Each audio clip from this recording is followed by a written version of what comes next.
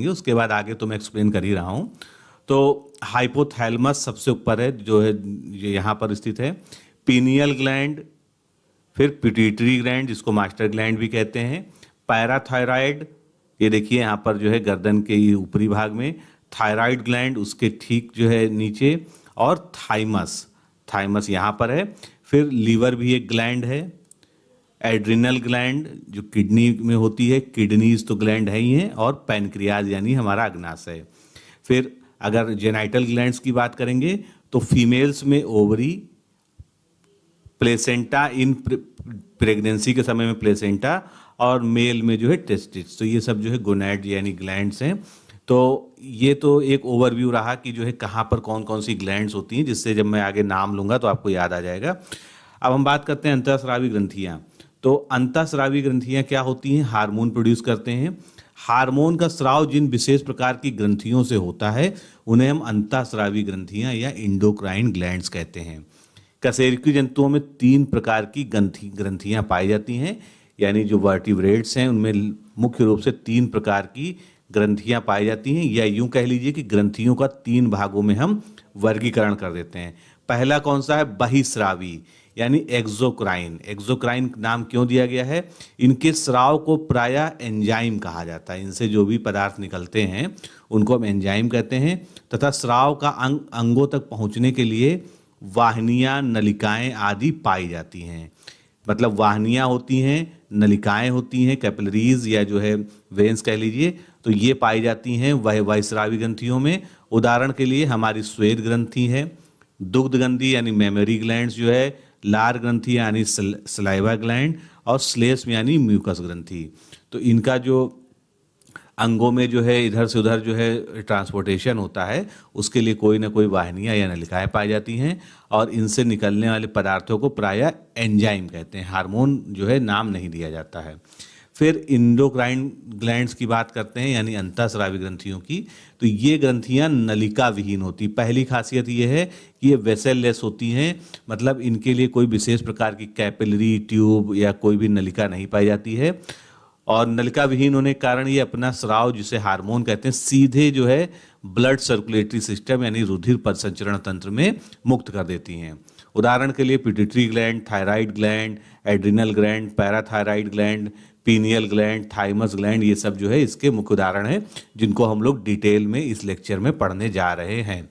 फिर मिश्रित ग्रंथियों की बात करें यानी मिक्स्ड ग्लैंड की, ऐसी ग्रंथियां जो अंतःस्रावी एवं बाह्यस्रावी दोनों प्रकार के कार्यों को करती है, उनको हम मिश्रित ग्रंथियां करते हैं, जैसे पैनक्रियाज या हमारा अग्नाशय।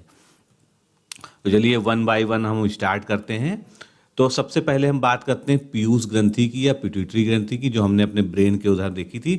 तो इसको हम मास्टर ग्रंथि के नाम से जानते हैं। ये क्वेश्चन सैकड़ों बार पूछा जा चुका है एग्जाम में। इसकी स्थिति क्या होती है? कपाल या स्कल के मस्तिष्क के नीचे इनफंडीबुलम से जुड़ी हुई होती है। मस्तिष्क के निचले हिस्से में ये इनफंडीबुलम से जुड़ी हुई होती है पिट्यूटरी ग्लैंड। अब इससे कौन कौन सा हार्मोन स्रावित होता है, उसके क्या प्रभाव होते हैं? तो क्योंकि सबसे ज़्यादा तरीके के हार्मोन इसी से स्रावित होते हैं, और ये शरीर की जो है वृद्धि के लिए सबसे आवश्यक हार्मोन है, इसीलिए इसका नाम जो है मास्टर जो है ग्लैंड कहते हैं। तो इनसे जो 7-8 तरह के हार्मोन स्रावित होते हैं, उनके बारे में बात करते हैं। पहला हार्मोन है वृद्धि हार्मोन, यानी जिसको हम सोमैटोट्रोपिक हार्मोन या एसएच के नाम से जानते हैं। इसकी अधिकता से हमारे शरीर में क्या होता है? भीमकायता हो जाती है या गिगैंटिज्म हो जाती है, यानी शरीर जो है एकदम से बहुत ज़्यादा लंबा चौड़ा और विशाल हो जाता है। तो उसको हम भीमकायता कहते हैं, अधिकता से होता है। और अगर इसकी कमी हो जाए वृद्धि हार्मोन की या सोमैटोट्रोपिक हार्मोन की, तो एक्रोमेगैली रोग हो जाता है और बौनापन हो जाता है। शरीर जो है बौनापन डेवलपमेंट हो जाता है। फिर दूसरा हार्मोन जो पिट्यूटरी से निकलता है वो कौन सा है? थायरोट्रोपिक हार्मोन, जिसको TSH कहते हैं, यानी थायराइड स्टिमुलेटिंग हार्मोन। बहुत बार पूछा गया है। थायराइड स्टिमुलेटिंग हार्मोन ये क्या करता है? थायरोक्सिन हार्मोन के स्रावण को प्रभावित करता है। तो जो थायरोक्सिन हार्मोन जो होता है उसके जो है सिक्रीशन को ये प्रभावित करता है, यानी घटाता है और या बढ़ाता है आवश्यकता अनुसार। फिर एड्रिनोकार्टिकोट्रोपिक हार्मोन, जिसको ACTH के नाम से हम जानते हैं। ये क्या करता है, एड्रिनल ग्रंथि के कार्टेक्स एवं हार्मोन पर प्रभाव डालता है।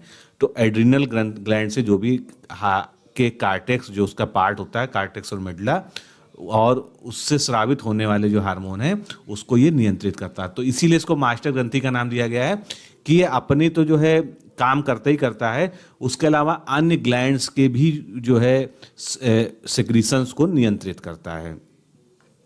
फिर बात करते हैं गोनाडोट्रोपिक हार्मोन, जिसको जीएच के नाम से हम जानते हैं। ये क्या करता है, ये पुरुषों में अगर बात की जाए तो शुक्रजन तथा महिलाओं में अंडोत्सर्ग का प्रेरण करता है, यानी स्पर्म का बनना और ओवम का बनना जो है इसके द्वारा रेगुलेट किया जाता है। पुरुषों में स्पर्म, महिलाओं में ओवम। फिर इसके भी जो है गोनाडोट्रोपिक हार्मोन जो हैं, इनको हम दो भागों में बांट सकते हैं, यानी दो तरह के ये होते हैं। एक होता है फॉलिकल स्टिमुलेटिंग हार्मोन, जिसको FSH कहते हैं। तो FSH में जो है बात करते हैं तो जिसके बारे में बता दिया कि ये पुरुषों में क्या करता है, महिलाओं में अंडोत्सर्ग करेगा। ल्यूटिनाइजिंग हार्मोन क्या करता है, ये जो है पुरुषों में टेस्टोस्टेरोन और महिलाओं में एस्ट्रोजन हार्मोन का स्रावण कराता है। तो ये दो तरह के हो गए। अब चौथे तरह का हार्मोन जो पिट्यूटरी से सेक्रीट होता है उसको हम दुग्धजनक या लैक्टोजेनिक कहते हैं। नाम से ही स्पष्ट है कि ये जो है ये मादाओं में जो है दूध के उत्पादन संबंधित है। इसका जो शॉर्ट फॉर्म है LTH कहते हैं। ये क्या करता है, स्तनों में दुग्ध स्राव उत्पन्न करता है। मेलानोसाइट प्रेरक हार्मोन, या जिसको MSH कहेंगे, यानी मेलानोसाइट स्टिमुलेटिंग हार्मोन, इंग्लिश लिखना चाहें तो लिख लीजिए मेलानोसाइट स्टिमुलेटिंग हार्मोन। ये क्या करता है, त्वचा जो हमारी होती है इसके मेलानिन वर्ण का फैलाव करता है, जिससे हमारे शरीर का जो है रंग जो है काला या सफ़ेद जो है इस तरह से इसका निर्धारण होता है। फिर वेसोप्रेसिन या एंटी डायूरेटिक हार्मोन, ये भी पिट्यूटरी से सीक्रेट होता है, जिसको हम ADH कहते हैं। इसका बहुत इंपॉर्टेंस है। ये क्या करता है, मूत्र निर्माण एवं विसर्जन का नियंत्रण करता है। इसकी कमी से डायबिटीज इंसिपिडस नामक रोग हो जाता है। जब हमारे शरीर में ADH कम हो जाता है तो हमें डायबिटीज इंसिपिडस का रोग हो जाता है, और शरीर में जो मूत्र निर्माण होता है और मूत्र का जो विसर्जन होता है वो वेसोप्रेसिन के द्वारा नियंत्रित किया जाता है। ऑक्सीटोसिन या पायरिटोसिन हार्मोन, ये जो है पिट्यूटरी ग्लैंड का अगला हार्मोन है। ये क्या करता है, गर्भाशय की पेशियों के संकुचन एवं प्रसव पीड़ा पर प्रभाव डालता है। यानी जब जो है कोई फीमेल जो है जब बच्चे को जन्म देने वाली होती हैं तो गर्भाशय की जो पेशियां होती हैं, मसल्स होता है, उनका संकुचन कितना करना है, और उसके अलावा जो प्रसव पीड़ा होती है, लेबर पेन होता है, उसके ऊपर इसका इफेक्ट होता है। तो ये ऑक्सीटोसिन या पायरिटोसिन हो गया इसका जो है। फिर अब अगली ग्रंथि आती है थायराइड ग्लैंड, जो हमारे गले में है, जिसकी मैंने स्थिति बताई थी। तो ये कहाँ पर स्थित है, श्वास नली यानी ट्रैकिया के दोनों ओर जो है लैरिंग्स के नीचे। लैरिंग्स हमारा क्या होता है, स्वर यंत्र, जहाँ से हम बोलते हैं, जो हमारी आवाज़ निकलती है वो लैरिंग्स की सहायता से निकलती है। तो लैरिंग्स के ठीक नीचे स्थित होता है। इसकी स्थिति ये हो गई। इससे कौन सा हार्मोन स्रावित होता है, थायरॉक्सिन हार्मोन। थायरॉक्सिन हार्मोन्स की कमी से क्या होता है, क्रेटिनिज्म, मिक्सडिया, हाइपोथायरॉयडिज्म, और अधिकता से क्या हो जाता है, एक्सोप्लेथेमिक ग्वाइटर नामक रोग हो जाता है। तो ये जो है थायरॉक्सिन हार्मोन का यानी घेंगा हो जाता है। फिर पैराथायराइड की बात करते हैं तो थायराइड ग्रंथि के पीछे ही मटर के दाने की आकार की ये थायराइड ग्रंथि के पीछे होता है पैराथायराइड ग्लैंड। इससे दो तरह के हार्मोन निकलते हैं, एक पैराथायराइड, एक कैल्सिटोनिन। पैराथायराइड का काम क्या होता है, कैल्शियम का अवशोषण करता है, यानी जो हम दूध पीते हैं तो उसमें से जो कैल्शियम का हमारे जो है सेल्स में अवशोषण होता है वो पैराथायराइड हार्मोन से नियंत्रित होता है। हड्डियों तथा दांतों का निर्माण का नियंत्रण भी इसके द्वारा किया जाता है। अब कैल्सिटोनिन की बात करते हैं तो हड्डियों के विघटन को कम करना एवं मूत्र में कैल्शियम के उत्सर्जन को बढ़ाना, ये कैल्सिटोनिन हार्मोन का काम हो गया। तो ये रही स्थिति, एक बार फिर से देख लीजिए जो है कहाँ पर कौन सा ग्लैंड स्थित है। तो हाइपोथैलेमस जो है ये भाग होता है मस्तिष्क का, जिसको मैंने ब्रेन वाले लेक्चर में पूरा ढंग से पढ़ाया है। तो उसके अलावा पीनियल ग्लैंड देखिए यहाँ पर होता है बहुत छोटा सा। पिट्यूटरी ग्लैंड जिसको मास्टर ग्लैंड कहते हैं वो ये है। थायराइड ग्लैंड जो है देखिए लैरिंग्स के जो है नीचे है, और पैराथायराइड भी उसी के जो है नीचे ही होता है। तो ये सब जो है ग्लैंड्स की जो हमारे ऊपरी भागों में है उनकी स्थिति है। अब हम बात करते हैं एड्रिनल ग्लैंड यानी अधिवृक्क ग्रंथि, यानी जो है हमारी जो किडनी से रिलेटेड है। इसके दो भाग होते हैं, पहला होता है कॉर्टेक्स और जो है बी जो नेक्स्ट पेज पे है उसको वो है कौन सा होता है, मेडुला। तो ये जो सामने स्लाइड इसमें हम लोग कॉर्टेक्स के बारे में पढ़ते हैं। तो कॉर्टेक्स से जो है क्या निकलता है, ग्लूकोकार्टिक्वाइड्स। ग्लूकोकार्टिक्वाइड्स इसका क्या उपयोग है, कार्बोहाइड्रेट, प्रोटीन और वसा के उपापचय या मेटाबॉलिज्म का नियंत्रण करता है। ये एंटी इन्फ्लेमेटरी होता है, आरबीसी को बढ़ाना इसका काम होता है, डब्ल्यूबीसी पर नियंत्रण रखता है और शरीर में पानी और इलेक्ट्रोलाइट्स यानी जो जो खनिज लवण होते हैं शरीर में उनकी मात्रा का नियंत्रण जो है ये ग्लूकोकार्टिकॉइड्स का प्रमुख काम है। अब मिनरेलोकॉर्टिकॉइड्स जो है जो दूसरा हार्मोन निकलता है इससे कॉर्टेक्स से। तो कॉर्टेक्स से जो है वृक्क नलिकाओं द्वारा लवण के पुनः अवशोषण एवं अन्य लवणों की मात्रा का नियंत्रण किया जाता है। यानी जो हमारी जो है किडनी की जो है नलिकाएं हैं उनके द्वारा जो है जो सिक्रीशन की जो अवशोषण किया जाता है किसका, खनिज लवण का, वो इससे नियंत्रित होता है और जो है अन्य जो है खनिजों का भी नियंत्रण इसके द्वारा ही किया जाता है। इसीलिए इसका नाम क्या है, मिनरेलोकॉर्टिकॉइड। तो मिनरेलो से आप समझ जाइएगा कि मिनरल के अवशोषण के लिए इसका प्रयोग होता है। सेक्स हार्मोन जिसको हम लिंग हार्मोन कहते हैं, ये भी जो है एड्रिनल कॉर्टेक्स का जो है पार्ट है। तो नर हार्मोन के रूप में एंड्रोजन तथा मादा हार्मोन के लिए एस्ट्रोजन के माध्यम से यौन लक्षणों एवं यौन आचरण का नियंत्रण करता है। और महिलाओं में हार्मोन की अगर अधिकता हो जाए, किस हार्मोन की, सेक्स हार्मोन की, तो एड्रिनल विरलिज्म का रोग हो जाता है, जिससे क्या होता है, चेहरे पर बाल उगाते हैं जो जैसे पुरुषों के होते हैं। तो ये जो है लिंग हार्मोन या सेक्स हार्मोन कहते हैं। अब जो है एड्रिनल ग्लैंड का जो सेकेंड पार्ट होता है, दूसरा पार्ट, उसको हम मेडुला कहते हैं। पहले को हमने क्या कहा था, कॉर्टेक्स कहा था, दूसरा जो है मेडुला होता है।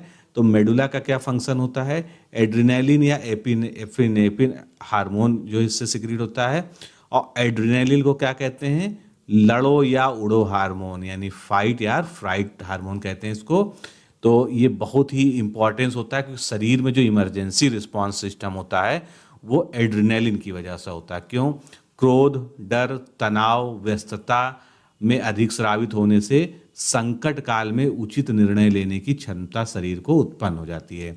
जैसे हम लोग जो है पेपर देने जाते हैं तो हम लोग की जो है हालत ख़राब होती है, हम लोग डरे हुए से होते हैं और जैसे ही पेपर आता है तो हमारे अंदर जो बहुत ज़्यादा एड्रिनलिन सिक्रीट होता है, मतलब उस डर को काबू करने के लिए, और उस समय हमारा शरीर, हमारा दिमाग बिल्कुल सटीक काम करे तो निर्णय लेने की क्षमता उत्पन्न करता है एड्रिनलिन।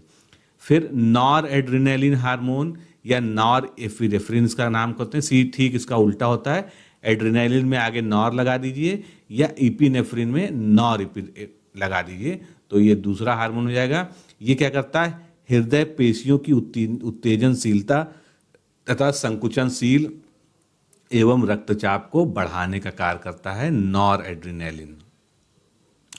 फिर थाइमस ग्लैंड कहाँ पर होता है, हमारे वक्ष में हृदय के आगे स्थित होता है, जो वृद्धावस्था में विलुप्त हो जाता है। इसको याद रख लीजिएगा, कौन सी ऐसी ग्लैंड है जो वृद्धावस्था में विलुप्त हो जाती है, तो थाइमस ग्लैंड ऐसी ग्लैंड है। अब इसके तीन पार्ट होते, इसके द्वारा तीन हार्मोन्स जो है सिक्रीट होते हैं, थाइमोसिन, थाइमिन 1 और थाइमिन 3। तो थाइमोसिन क्या करता है, लिम्फोसाइट कोशिकाओं के निर्माण में सहायक, एंटीजन को नष्ट करने के लिए लिम्फोसाइट का प्रेरण तथा एंटीबॉडी का निर्माण करके शरीर की रक्षा करता है।